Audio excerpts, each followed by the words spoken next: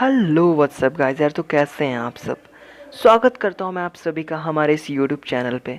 तो गाइस, कल तक हम लोगों ने पढ़ लिया था कि एक्सटर्नल यूज़र्स क्या होते हैं, ठीक है। तो अब हम लोग पढ़ेंगे अकाउंटेंसी के कुछ टर्म्स, जैसे कि बुक कीपिंग एंड अकाउंटिंग। तो भाई, बुक कीपिंग क्या होता है? तो बुक कीपिंग में हम लोग सबसे पहले देखते हैं रिकॉर्डिंग के बारे में। Recording, okay. एंड नाउ जो हमारा सेकंड टॉपिक होता है अकाउंटेंसी में, वो होता है अकाउंटिंग। तो अकाउंटिंग में भी recording, summary, interpretation and analysis जुड़ा हुआ होता है, जिनके बारे में हमें पढ़ना पड़ता है। तो गाइस, पहले हम लोगों ने पढ़ लिया था टॉपिक्स के नेम्स को। अब हम लोग उन्हें थोड़ा डिटेल में जानेंगे। तो सबसे पहला जो हमारा टॉपिक था वो था बुक कीपिंग, और बुक कीपिंग में जो सबसे पहला पॉइंट था वो था रिकॉर्डिंग। सो गाइस, रिकॉर्डिंग का मतलब आप लोगों को क्या समझ में आता है? रिकॉर्डिंग मतलब होता है कि भाई किसी भी डेटा को या फिर किसी भी इंफॉर्मेशन को स्टोर करके रखना, लेकिन वो ज़्यादा डिटेल्ड वे में स्टोर नहीं होता। और ये ज़्यादातर स्मॉल बिजनेस के लोग यूज़ करते हैं, जैसे कि दुकानदार, शॉपकीपर्स, आई मीन टू से शॉपकीपर्स, या फिर कोई भी छोटे मोटे किराने की दुकान, ठीक है। तो ऐसे लोग हैं ना, इन सब चीज़ों को रिकॉर्ड करके रखते हैं फॉर द फ्यूचर रेफरेंस, ठीक है, ताकि वो लोग इस डेटा को याद कर सकें। उतना कुछ इसमें थोड़ा मतलब डिफ़िकल्ट नहीं होता याद करने के लिए, इसीलिए ये लोग ज़्यादा डिटेल में नहीं लिखते हैं, ओके। सो गाइस, हमारा जो नेक्स्ट टॉपिक है अकाउंटिंग में, वो है क्लासिफिकेशन। अब क्लासिफिकेशन का मतलब क्या होता है? तो भाई, क्लासिफिकेशन का मतलब होता है कि भाई जब हम लोग किसी डेटा को रिकॉर्ड करते हैं या स्टोर करके रखते हैं, तो उसे हम लोग एक अच्छे तरीके से, एक मीनिंगफुल वे में या एक मीनिंगफुल मैनर में अरेंज करके रखें, ताकि हमें जब भी उस डेटा की ज़रूरत पड़े, हम लोग उसे क्विकली, फास्टली एक्सट्रैक्ट कर सकें। क्योंकि भाई जब जब भी हमें ज़रूरत पड़ेगी किसी भी एक स्पेसिफिक डेटा की, तब हमें इतना वक्त ना लग जाए कि भाई उस डेटा का फिर वो यूज़ ही ना कर पाएँ हम लोग, ठीक है। तो इसीलिए क्लासिफिकेशन बहुत ज़रूरी हो जाता है, ठीक है। तो इसका डेफिनेशन है to organise the recorded data in a meaningful way according to the time through which we get the necessary data quickly, that is known as classification. So guys, अब जो नेक्स्ट टॉपिक है हमारा वो है summary. Summary मतलब क्या आप लोग समझते हैं? सारांश।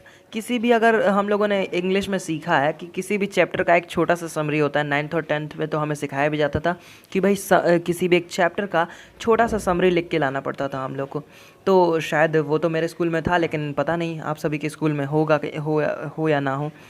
लेकिन भाई, समरी मतलब क्या होता है? तो एक छोटी सी डिटेल्ड चीज़, जो कि ज़्यादा डिटेल कवर ना करती हो बट मेन पॉइंट्स कवर करती हो किसी भी एक इम्पॉर्टेंट चीज़ की, उसे हम लोग समरी कहते हैं। तो अब ये समरी एक बिज़नेस में कैसे काम आएगी?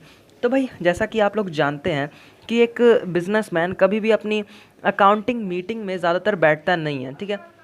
तो वो अगर नहीं बैठेगा तो उसे अकाउंटिंग के बारे में पता ही नहीं चल पाएगा कि हाँ, उसकी कंपनी जो है वो परफॉर्म कैसा कर रही है, और किस ब्रांच में वो किस तरह का प्रॉफिट कमा रही है, कहाँ वो ज़्यादा बढ़िया कमा रही है, कहाँ वो बहुत ही बेकार और बहुत ही घटिया प्रदर्शन दे रही है।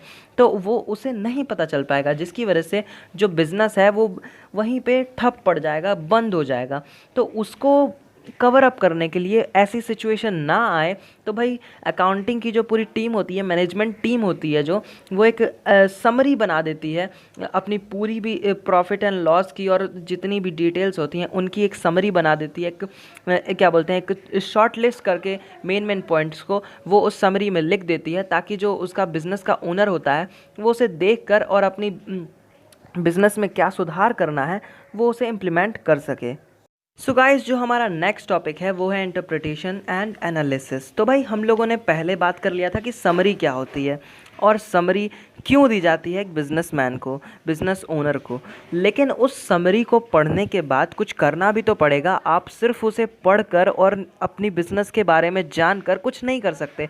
उसको एनालाइज करना पड़ेगा, उसके बारे में थोड़ी रिसर्च करनी पड़ेगी कि मैंने कहाँ गलती करी है अपनी बिजनेस में, और फिर उसे सुधारने के लिए एक अच्छे स्टेप्स लेने पड़ेंगे, जो कि interpretation and analysis points cover करता है, ठीक है। सो हमारा जो नेक्स्ट पॉइंट है वो है अकाउंटेंसी। अब अकाउंटेंसी जो आप सब्जेक्ट पढ़ रहे हैं, वही उसका जो डेफिनेशन होता है वो यही होता है कि भाई अकाउंटिंग के बारे में जो कुछ भी हम लोग पढ़ते हैं उसी को हम लोग अकाउंटेंसी कहते हैं। जो कुछ भी हमें नॉलेज मिलती है अकाउंटिंग को पढ़ने के बाद, उसे हम लोग अकाउंटेंसी कहते हैं। एनीवेज गाइस, सो आज के लिए बस इतना ही।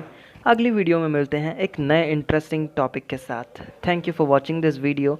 Like this video, comment on this video and subscribe this channel, and please share this video to all of your friends.